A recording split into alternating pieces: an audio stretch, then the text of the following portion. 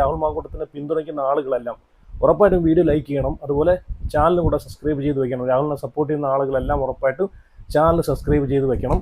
അതുപോലെ ഞാനിവിടെ ഇന്ന് ഞാൻ കണ്ടതിൽ വെച്ച് ഏറ്റവും വലിയൊരു കോമഡി ഞാനിവിടെ കൊടുക്കാം. രമേശ് പിഷാരടി പാലക്കാട് UDF സ്ഥാനാർത്ഥി എന്നാണ് ഈ പോസ്റ്റിനകത്ത് പറയുന്നത്. പോസ്റ്റല്ല, ഇത് സംഭവം ഉള്ളതാണ്. രമേശ് പിഷാരടിയെ നിർത്താനുള്ള പരിപാടിയാണ്. കോൺഗ്രസിൽ നിന്നുള്ള ചില കിളവന്മാർ പ്ലാൻ ചെയ്യുന്ന പരിപാടികളൊക്കെ. കിളവന്മാരെന്ന് പറഞ്ഞാൽ ഇനി മറച്ചു വയ്ക്കേണ്ട കാര്യമില്ല. കാരണം ഇലക്ഷൻ വരുവാണ്. ഞാൻ ഓപ്പണായിട്ട് തന്നെ സംസാരിക്കാൻ ഉദ്ദേശിക്കുന്ന ആളാണ്. അതുകൊണ്ട് എനിക്ക് മറച്ചു വയ്ക്കേണ്ട ഒരു കാര്യമില്ല. ഇതിനകത്ത് കളിക്കുന്ന വ്യക്തികളെന്ന് വെച്ച് കഴിഞ്ഞാൽ VD സതീശൻ ഉൾപ്പെടെയുള്ള പ്രതിപക്ഷ നേതാവ് അറിയാതെ എന്തായാലും ഈ ഒരു പ്രസ്ഥാനത്തിലുള്ള പ്രതിപക്ഷ നേതാവ് അറിയാതെ ഈ ഒരു പ്രസ്ഥാനത്തിൽ ഒരു പാലക്കാട് ഈ രാഹുൽ മാങ്കൂട്ടം എന്ന് പറയുന്ന ഒരു വ്യക്തി MLA ആയിട്ട് തുടർന്നു കൊണ്ടിരുന്ന ആ ഒരു മണ്ഡലത്തിൽ ഒരു സെലിബ്രിറ്റിയെ പിടിച്ച് അല്ലെങ്കിൽ ഒരു കോമഡി ആർട്ടിസ്റ്റിനെ പിടിച്ചിട്ട് നിർത്തണമെങ്കിൽ അത് പാർട്ടിയുടെ മുകളിലിരിക്കുന്ന അല്ലെങ്കിൽ പാർട്ടിയുമായിട്ട് ബന്ധപ്പെട്ട് അടുത്ത് നിൽക്കുന്ന ആളുകൾ അറിയാതെ ഒരിക്കലും അങ്ങനെ സംഭവിക്കത്തില്ല. അത് വേറെ കാര്യം. അപ്പോൾ ഈ രമേശ് പിഷാരടിയെ പാലക്കാട് നിർത്തിയതിൽ പിന്നിൽ VD സതീശൻ ഉൾപ്പെടെ പ്രതിപക്ഷ നേതാവ് ഉൾപ്പെടെയുള്ള ആളുകൾക്ക് അതിനകത്ത് നല്ലൊരു പങ്കുണ്ട്. അതിനകത്ത് യാതൊരു സംശയമില്ല. അരിയാഹാരം കഴിക്കുന്ന ആളുകൾക്ക് ഇത് മനസ്സിലാക്കാവുന്നേ ഉള്ളൂ. അല്ലാത്ത ആളുകൾ ഇവിടെ വന്നിട്ട് കമൻറ്റിൽ വന്നിട്ട് മെഴുകും. അപ്പം UDFൽ സെലിബ്രിറ്റി ആയിട്ട് നിൽക്കാൻ യോഗ്യനായിട്ടുള്ളൊരു വ്യക്തി എന്നാണ് കോൺഗ്രസ് പ്രസ്ഥാനങ്ങൾ പറയുന്നത് രമേശ് പിഷാരടി ആണെന്നാണ്. രമേശ് പിഷാരടിയെ പിടിച്ച് പാലക്കാട് നിർത്തി കഴിഞ്ഞാൽ കോൺഗ്രസിൻ്റെ ഏറ്റവും വലിയ നിങ്ങൾ നോക്കിക്കോ, പാലക്കാടൊക്കെ ആണെങ്കിൽ റെക്കോർഡ് വിജയത്തിലാണ് ഇത്രയും നാളും കോൺഗ്രസ് UDF വിജയം കരസ്ഥമാക്കിക്കൊണ്ടിരുന്നത്. ഇനിയിപ്പോൾ നിങ്ങൾ നോക്കിക്കോ, ഏറ്റവും വലിയ റെക്കോർഡോടുകൂടിയ നാറിയ തോൽവിയായിരിക്കും പാലക്കാട് നടക്കാൻ പോകുന്നത്. ഈ രമേശ് പിഷാരടിയൊക്കെ പിടിച്ച് പാലക്കാട് നിർത്തി കഴിഞ്ഞാൽ ജനങ്ങൾ വോട്ട് കൊടുക്കുകയോടെ ഈ പാർട്ടിയുമായിട്ടും ഈ ഒരു പ്രസ്ഥാനവുമായിട്ടും അല്ലെങ്കിൽ എന്താണ് രാഷ്ട്രീയമെന്ന് പോലും അറിയാതെ ഒരാളെ പിടിച്ചിട്ട് ഒരു TV ഷോകളിൽ കോമഡി അവതരിപ്പിച്ചുകൊണ്ടിരിക്കുന്ന ഒരു പിഷാരടിയെ പിടിച്ചിട്ട് പാലക്കാട് സ്ഥാനാർത്ഥിയാക്കി നിർത്തി കഴിഞ്ഞാൽ ഇല്ല, ഈ അട്ടയെ പിടിച്ച് മെത്തേ കിടത്തുമെന്നൊരു പഴഞ്ചൊല്ലുണ്ടല്ലോ, അതാണ് ഇപ്പോൾ ഇവിടെ നടന്നുകൊണ്ടിരിക്കുന്നത്. ഇതിനെ പറ്റിയിട്ടൊരു ABCD ഒരു എക്കും പുക്കും അറിയാത്ത ഒരു വ്യക്തിയെ, ഒരു കോമഡി ആർട്ടിസ്റ്റിനെ കൊണ്ടുവന്ന് പാലക്കാട് നിർത്തിക്കഴിഞ്ഞാൽ ജനങ്ങളെ നിങ്ങൾ ഓർത്തു കഴിഞ്ഞാൽ പാലക്കാടിൻ്റെ ഏറ്റവും വലിയ നാണം കെട്ട ഒരു സ്ഥാനാർത്ഥി ആയിരിക്കും കോൺഗ്രസിൻ്റെ ഈ പറഞ്ഞിട്ടുള്ള രമേശ് പിഷാരടി എന്ന് പറയുന്ന വ്യക്തി. എന്തായാലും പുള്ളി ജയിക്കാൻ പോകുന്നില്ല. 8 നിലയിൽ പൊട്ടുന്ന മാത്രമല്ല കോൺഗ്രസ് പ്രസ്ഥാനത്തിലെ ഏറ്റവും നാറിയ പൊട്ടൽ കൂടിയായിരിക്കും അത്. അപ്പം ഞാൻ എന്തായാലും ആ ഒരു വാർത്ത ഇതിനകത്തുനിന്ന് വെച്ച് തരാം. 24-നകത്ത് വന്ന ന്യൂസാണ്. 24-നകത്തല്ല, എല്ലാ ചാനലുകളിലും വന്നിട്ടുണ്ട്. പാലക്കാട്ടെ സ്ഥാനാർത്ഥി രമേശ് പിഷാരടിയാണെന്ന് പറഞ്ഞിട്ടാണ് വന്നിരിക്കുന്നത്. എന്തായാലും സംഭവം അത് നമുക്കൊരു 99% തള്ളിക്കളയാൻ പറ്റത്തില്ല. കാരണം ഇപ്പം ഇത് കോൺഗ്രസ് പ്രസ്ഥാനത്തിലുള്ള ആളുകൾ തന്നെ പറഞ്ഞിട്ടുള്ളതാണ്. പാലക്കാട് ഞങ്ങൾ സെലിബ്രിറ്റി ഇറക്കുമെന്ന് വരെ പറഞ്ഞിട്ടുണ്ടായിരുന്നു പല ആളുകളും.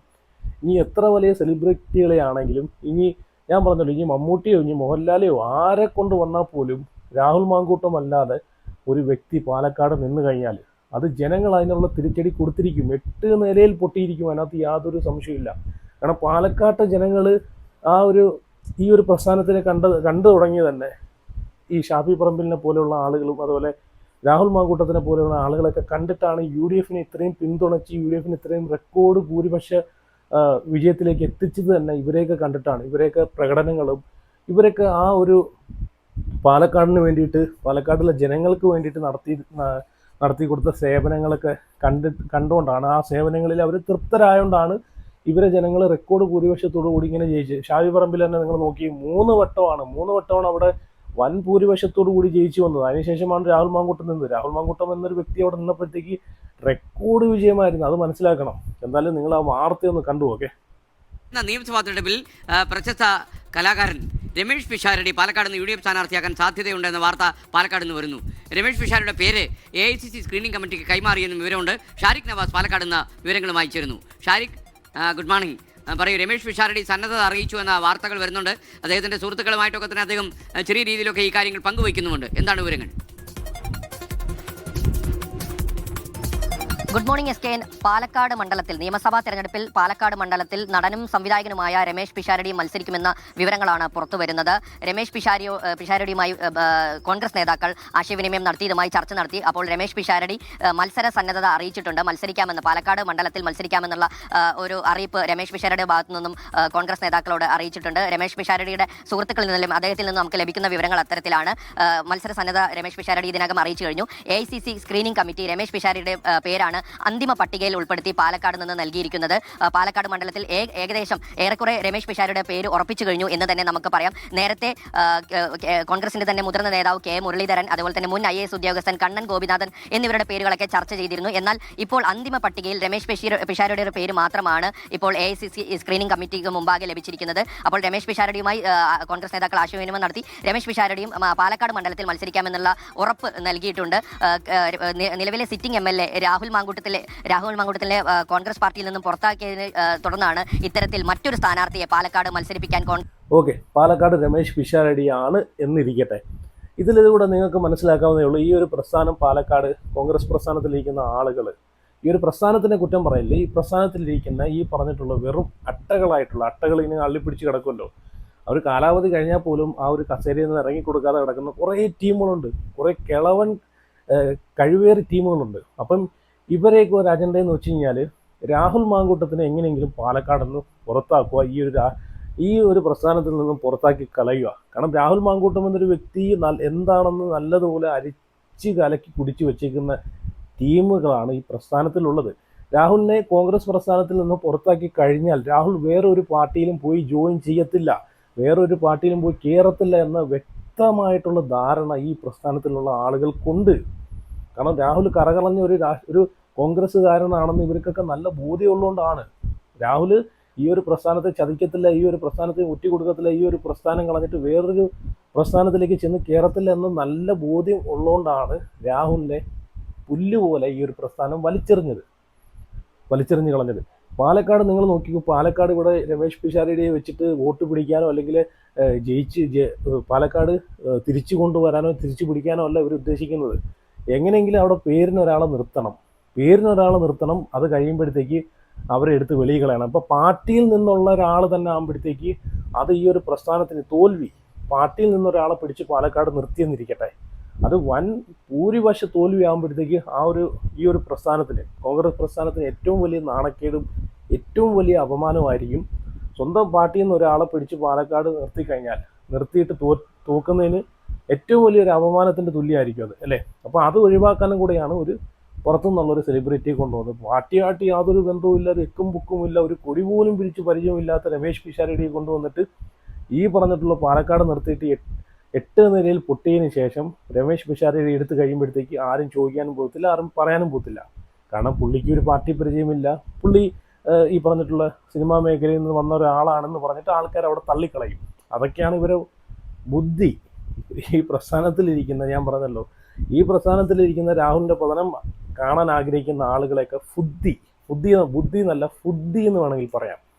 അവരെയൊക്കെ ബുദ്ധി എന്ന് വെച്ച് കഴിഞ്ഞാൽ അതാണ്. ഇപ്പം എന്തായാലും രാഹുൽ മാങ്കൂട്ടം അല്ലാതെ പാലക്കാട് വേറൊരാളെ പിടിച്ച് നിർത്തിക്കഴിഞ്ഞാൽ അത് 8 നിലയിൽ പൊട്ടും. അത് കോൺഗ്രസിൻ്റെ ഏറ്റവും വലിയ നാറിയ തോൽവി തന്നെ ആയിരിക്കും, അതിനകത്ത് യാതൊരു സംശയമില്ല. അപ്പോൾ രാഹുലിൻ്റെ തിരിച്ചുവരവ് ആഗ്രഹിക്കുന്നവരൊക്കെ ഒന്ന് വീഡിയോ സപ്പോർട്ട് ചെയ്ത് ചാനലും കൂടെ സബ്സ്ക്രൈബ് ചെയ്ത് വെച്ചോ. അപ്പോൾ ഇപ്പോൾ കഴിഞ്ഞ ദിവസങ്ങളിൽ രാഹുൽ മാങ്കൂട്ടം വീണ്ടും രംഗത്ത് വന്നിട്ടുണ്ട് ഈ ഒരു പ്രസ്ഥാനത്തിനെ സപ്പോർട്ട് ചെയ്ത്. ഞാൻ ആലോചിക്കുന്നത്, എന്തിനാണ് ഇനിയും ഈ ഒരു പ്രസ്ഥാനത്തിന് രാഹുലെ നിങ്ങൾ സപ്പോർട്ട് ചെയ്യുന്നത്? എന്തിനാണ് നിങ്ങളിങ്ങനെ താങ്ങി നടക്കുന്നത് ഈ ഒരു പ്രസ്ഥാനത്തിന്? ഈ ഒരു പ്രസ്ഥാനത്തിൽ നിന്നിട്ട് നിങ്ങൾക്ക് എന്തെങ്കിലും ഒരു സപ്പോർട്ട് തന്നിട്ടുണ്ടോ? ഇത്രയും ഒരു വിഷയങ്ങളിൽ നിങ്ങളെ കൊണ്ട് ഇട്ടിട്ടും നിങ്ങളെ ഇത്രയും ദ്രോഹിച്ചിട്ടും ഈ ഒരു പ്രസ്ഥാനത്തിൽ നിൽക്കുന്ന പ്രസ്ഥാനത്തിന് ഒരിക്കലും ഒരു പ്രസ്ഥാനത്തിനെ ആരും കുറ്റം പറയുന്നില്ല. ഇപ്പോൾ കമ്മ്യൂണിസ്റ്റ് ആയിക്കോട്ടെ, കോൺഗ്രസ് ആയിക്കോട്ടെ, ബി ജെ പി ആയിക്കോട്ടെ, ഞാനൊരു പ്രസ്ഥാനത്തിന് കുറ്റം പറയുന്ന ഒരാളല്ല. പക്ഷേ ഈ പ്രസ്ഥാനത്തിലൊക്കെ നിൽക്കുന്ന ചില വ്യക്തികൾ അവരെ സ്വന്തം താല്പര്യത്തിനും അവരെ സ്വന്തം നിലനിൽപ്പിനും വേണ്ടിയിട്ട് ആ പ്രസ്ഥാനങ്ങളെ വരെ മോശമാക്കി ചിത്രീകരിക്കുന്ന ആളുകളുണ്ട്. അവരെയാണ് ഇതിനൊക്കെ എടുത്ത് കളയേണ്ടത്. അപ്പം ഇത്രയും പ്രശ്നം വന്നിട്ട് പോലും, ഇത്രയും സൈബർ അറ്റാക്ക് നടന്നിട്ട് പോലും ഒരാൾ പോലും, ഈ പ്രസ്ഥാനത്തിലുള്ള ഒരാൾ പോലും രാഹുലെ നിങ്ങൾക്ക് സപ്പോർട്ടായിട്ട് വന്നിട്ടില്ല. പിന്നെയും എന്തിനാണ് ഇങ്ങനെ മൂട് താങ്ങി നടക്കുന്നത്? നിങ്ങൾ സ്വതന്ത്രമായിട്ട് ഇറങ്ങി വന്നിട്ട് മത്സരിക്കൂ. നിങ്ങളെ സപ്പോർട്ട് ചെയ്യാൻ ആയിരക്കണക്കിന്, 10,000 കണക്കിന്, ലക്ഷക്കണക്കിന് ആളുകളുണ്ട്. അത് നിങ്ങൾ മനസ്സിലാക്കുക. നിങ്ങൾ സ്വതന്ത്രനായിട്ട് നിൽക്കുക, സ്വതന്ത്രനായിട്ട് നിന്നിട്ട് പാലക്കാട് തന്നെ നിന്നിട്ട് നിങ്ങൾ ജയിക്കുക. അല്ലെങ്കിൽ സ്വതന്ത്രനായിട്ട് നിന്നിട്ട് ഒരു പ്രസ്ഥാനം ക്രിയേറ്റ് ചെയ്ത് കൊണ്ടുപോകുക. നിങ്ങളെ പിന്തുണയ്ക്കാനും ആ ഒരു പ്രസ്ഥാനത്തിലേക്ക് ജോയിൻ ചെയ്യാനും ഒരുപാട് സാധാരണക്കാരായിട്ടുള്ള ആളുകളുണ്ട്. അത് നിങ്ങൾ ആദ്യം മനസ്സിലാക്കുക. ഇവിടെ തെറ്റ് പറ്റാത്തതായിട്ട് ആരുമില്ല. ആ തെറ്റ് പറ്റുന്നിടത്ത് തിരിച്ച് മുമ്പോട്ട് വരാനാണ് ശ്രമിക്കുക. ആ തെറ്റ് പറ്റി മുമ്പോട്ട് വരുന്ന ആളുകളെയാണ് നമ്മൾ കൈ ചേർത്ത് പിടിക്കേണ്ടത്, സപ്പോർട്ട് ചെയ്യേണ്ടത്. രാഹുൽ മാങ്കൂട്ടം എന്ന് പറയുന്ന ഒരു വ്യക്തി ആ ഇൻ്റർവ്യൂവിൽ 24-നകത്ത് കൊടുത്ത ഇൻ്റർവ്യൂവിൽ വ്യക്തമായിട്ട് പുള്ളി പറയുന്ന കുറേ കാര്യങ്ങളുണ്ട്. തനിക്ക് പറ്റിയൊരു തെറ്റ് അത് തിരിച്ച് മുമ്പോട്ട് വരാൻ ഞാൻ തയ്യാറാണ്, അതിപ്പോഴാണ് ഞാൻ മനസ്സിലാക്കുന്നതിനൊക്കെ. തെറ്റ് പറ്റാത്തതായിട്ടുള്ള മനുഷ്യരില്ലല്ലോ. അങ്ങനെയാണെങ്കിൽ ഈ ഭരണപക്ഷത്തിരിക്കുന്ന പ്രതിപക്ഷത്തിരിക്കുന്ന ആളുകളെ കൊണ്ടല്ലോ എന്നെ അടിച്ച് പത്തലും കമ്പ് വെച്ച് അടിച്ചിറക്കേണ്ട സമയം കഴിഞ്ഞ്. ഇവരൊക്കെ ഇതിനൊക്കെയായിട്ടും ക്രൂരമായിട്ടുള്ള തെറ്റുകൾ ചെയ്തിട്ടുള്ള ആളുകളാണ് ഇപ്പോഴും മന്ത്രി കസേരയിൽ ഇരിക്കുന്ന പല ആളുകളും. നമുക്ക് എല്ലാവർക്കും അറിയാവുന്നതാണ് അല്ലേ? ഓക്കെ, അപ്പോൾ ഞാനിവിടെ ഇലക്ഷൻ സർവേയും കൂടെ ഇന്ന് അപ്ഡേറ്റ് ആയിട്ടുള്ള ഇലക്ഷൻ സർവേയും കൂടെ ഞാൻ അപ്ഡേറ്റ് ചെയ്യാം. അപ്പം ഇത് ജെനുവനായിട്ടുള്ള സോഴ്സിൽ നിന്ന് കിട്ടുന്ന ഇലക്ഷൻ സർവേയുടെ ഫലമാണ്. അപ്പം ഏകദേശം കഴിഞ്ഞ 2-3 തവണയായിട്ട് 2-3 വട്ടമായിട്ട് ഇവർ നടത്തുന്ന സർവേ കറക്റ്റ് ഒരു 100% പെർഫെക്റ്റ് ആണ്. കാരണം ഇവർ പറയുന്ന ഈ സർവേയിൽ പറയുന്ന ആളുകൾ മാത്രമേ അധികാരത്തിൽ കയറാനുള്ളൂ. ഇപ്പോൾ കഴിഞ്ഞ രണ്ട് വട്ടവും LDF അധികാരത്തിൽ വരുമെന്ന് ഈ സർവേയിലൂടെ അവർ അഭിപ്രായം പറഞ്ഞപ്പോഴത്തേക്ക് ഉറപ്പായിട്ടും അത് തന്നെ സംഭവിച്ചിട്ടുള്ളതായിരുന്നു. അപ്പോൾ എന്തായാലും ഞാൻ സർവേ ഫലം വായിക്കാം.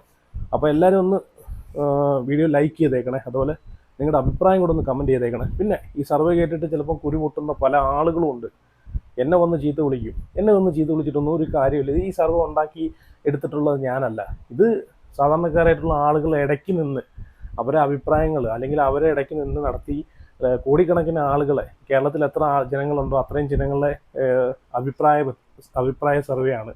അവരിൽ നിന്ന് എടുത്തിട്ടുള്ളൊരു സർവേയാണ്. ജെന്യുവൻ സോഴ്സിൽ നിന്ന് തയ്യാറാക്കിയിട്ടുള്ള അഭിപ്രായ സർവേയുടെ ഇത് വെച്ചിട്ടാണ് ഞാൻ ഇവിടെ ജസ്റ്റ് ഒന്ന് ഷെയർ ചെയ്യുന്നത്. അതുകൊണ്ട് എന്നെ വന്ന് തെറി വിളിച്ചിട്ട് ഒരു കാര്യവുമില്ല. സംഘികളായാലും മങ്കികളായാലും ഈ പറഞ്ഞിട്ടുള്ള ചാണകങ്ങളായാലും ആരാണെങ്കിലും.